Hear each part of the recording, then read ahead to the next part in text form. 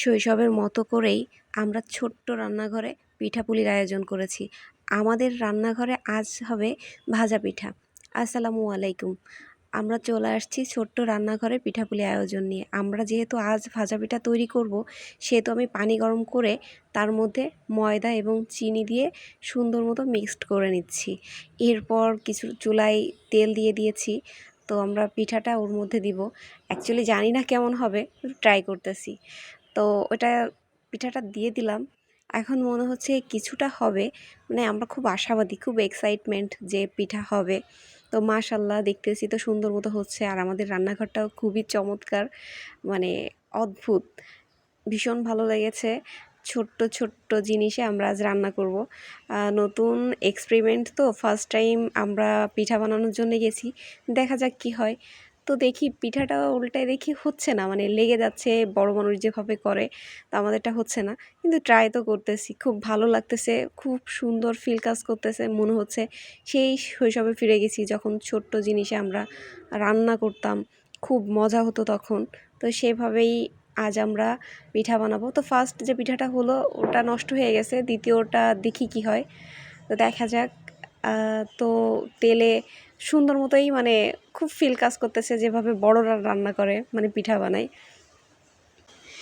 তো শৈশবে ফিরে গেছি যখন, মানে খুব ধোয়া হচ্ছে, একটু বাতাস হচ্ছে, তো মানে খুব ভালো লাগতেছে। তো আমরা একটা পিঠা অলরেডি হয়ে গেছে, কিন্তু পিঠাটা তেমন ভালো হয় নাই। দেখি আমরা দ্বিতীয়বার আবার দিয়ে দেখবো এটা কেমন হয়।